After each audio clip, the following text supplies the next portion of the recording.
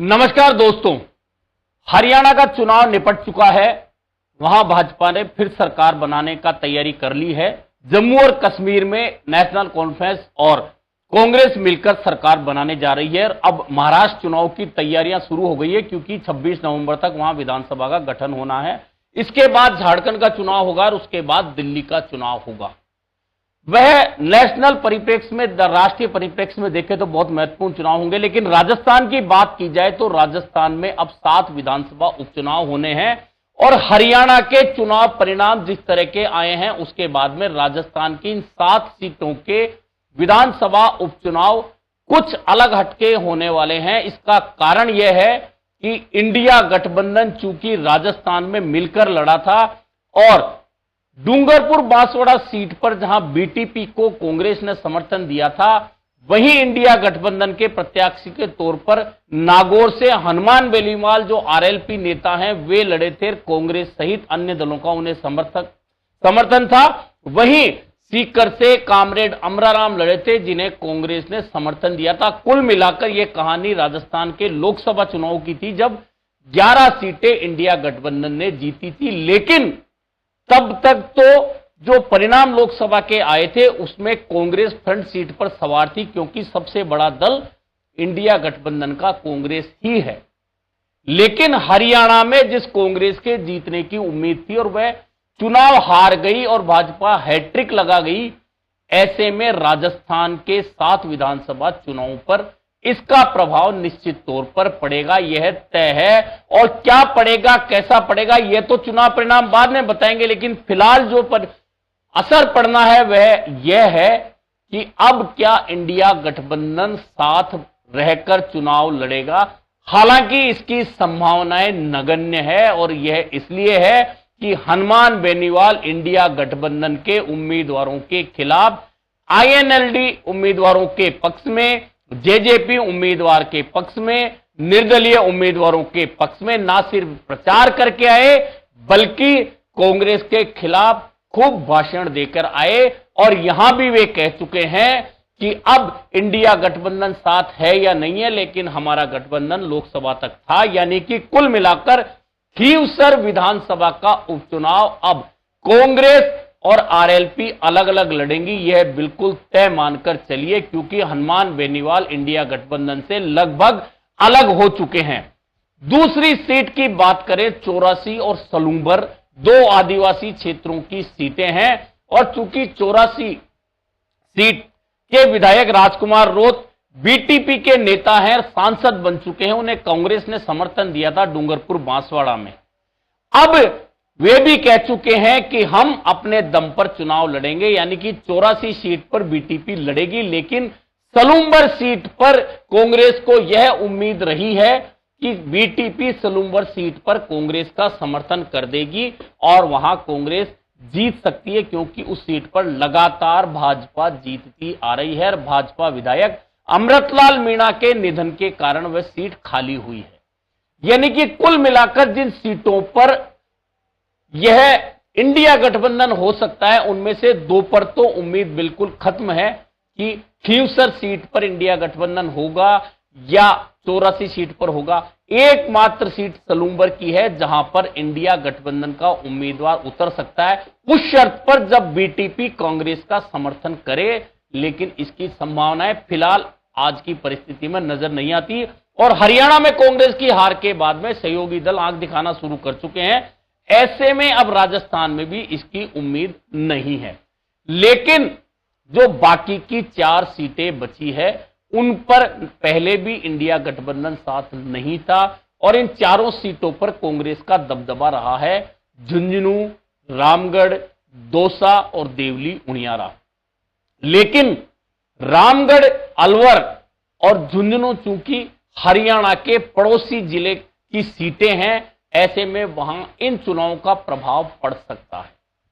कितना पड़ेगा यह तो चुनाव के वक्त पता चलेगा कि जब उपचुनाव घोषित होकर और प्रत्याशी घोषित होकर पार्टियां चुनाव मैदान में उतरेंगी, तब इसका असर पड़ेगा। लेकिन देवली उनियारा की बात करें तो विधानसभा के जो आम चुनाव राजस्थान में हुए थे वहां आरएलपी के उम्मीदवार विक्रम सिंह गुर्जर चुनाव लड़े थे और 25,000 के लगभग वोट ले गए थे। ऐसे में महत्वपूर्ण यह है कि क्या खींवसर से आरएलपी जब अकेले चुनाव लड़ेगी तो क्या वह बाकी बची हुई सीटों पर भी अपने उम्मीदवार उतार सकती है, और अगर ऐसा होता है तो फिर कांग्रेस को इसका नुकसान उठाना पड़ सकता है।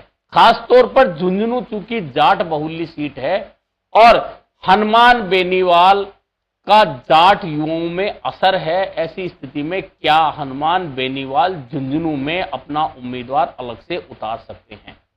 हालांकि वह ओला परिवार के दबदबे वाली सीट रही है और वहां लगातार चौथी बार गजेंद्र ओला ने विधानसभा का चुनाव जीता और अब लोकसभा का चुनाव जीतकर झुंझुनू से वे सांसद बन चुके हैं। ऐसे में वहां चुनाव होना है और यह भी तय है कि वहां ओला परिवार का ही कोई सदस्य कांग्रेस का उम्मीदवार होगा और भाजपा भी किसी जाट वर्ग से ही टिकट देगी। ऐसे में अब महत्वपूर्ण हो जाता है कि क्या जाट वर्ग के दो जगह बंटने वाले वोटों के बीच में हनुमान बेनीवाल की आरएलपी का कोई उम्मीदवार वहां आकर समीकरण बिगाड़ सकता है, क्योंकि हरियाणा चुनाव का असर झुंझुनू पर निश्चित तौर पर पड़ेगा। देवली उनियारा में पिछली बार विक्रम सिंह गुर्जर लड़े थे, लेकिन अब विक्रम सिंह गुर्जर ने भाजपा का दामन थाम लिया है और भाजपा से ही दावेदारी जता रहे हैं। लेकिन क्या अब फिर आरएलपी देवली उनियारा में आम चुनाव में मिले वोटों के आधार पर कोई उम्मीदवार उतार सकती है, यह भी काफी महत्वपूर्ण होगा।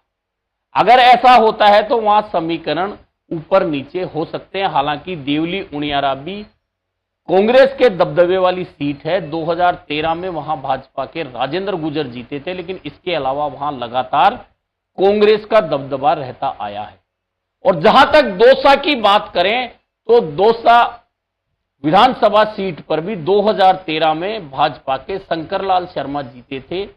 उसके बाद में लगातार बसपा या कांग्रेस वहां जीतकर आ रही है। मुरारी लाल मीणा वहां से विधायक बनते रहे हैं, लेकिन अब वे भी सांसद बन गए हैं दौसा से, वहां उपचुनाव होना है। कुल मिलाकर जो 7 विधानसभा सीटों के उपचुनाव होने हैं उनमें भाजपा चूंकि राजस्थान में सरकार में है, ऐसे में उनकी परीक्षा तो है और इस लिहाज से है कि अब जो 10 महीने लगभग हो चुके हैं भाजपा सरकार के, उसमें जनता की अपेक्षाओं पर भाजपा सरकार कितना खरा उतरी, इस बात का टेस्ट इन 7 विधानसभा उपचुनाव में होना है। हालांकि भाजपा के राजस्थान प्रभारी राधा मोहन दास कह चुके हैं कि हमारे पास खोने को कुछ नहीं है, इन 7 में से एक सीट सलूम्बर ही हमारे पास थी और यदि हम एक सीट और छीनने में सफल हो गए तो ये हमारी सफलता होगी। कुल मिलाकर ये बैलेंसिंग बयान दिया, लेकिन हरियाणा का चुनाव परिणाम आने के बाद भाजपा के हौसले 7वें आसमान पर है और भाजपा नेताओं के बयान आ गए हैं कि जिस तरह से हरियाणा में हमें अंडर एस्टिमेट किया और हम फिर सत्ता में आ गए, हैट्रिक बनाई, वैसे ही राजस्थान की 7 विधानसभा सीटों के उपचुनाव में भाजपा चुनाव जीतेगी। जहां तक कांग्रेस की बात करें तो कांग्रेस ने गठबंधन को लेकर कह दिया है कि यदि कोई दल गठबंधन करना चाहेगा तो स्वागत है, वरना कांग्रेस अकेले लड़ने के लिए तैयार है। अब कांग्रेस के लिए परीक्षा यह है कि खींवसर सीट चूंकि आरएलपी के कब्जे में लगातार चली आ रही है, बीटीपी जो पहले थी अब वह बाप पार्टी बन चुकी है। राजकुमार रोज सांसद बन चुके हैं 84 से, वह सीट आदिवासी दबदबे की है। निश्चित मानिए कि बाप उम्मीदवार ही वहां पर मजबूत है और लगातार वही जीतता आ रहा है। ऐसे में वहां भी गठबंधन खत्म हो जाता है।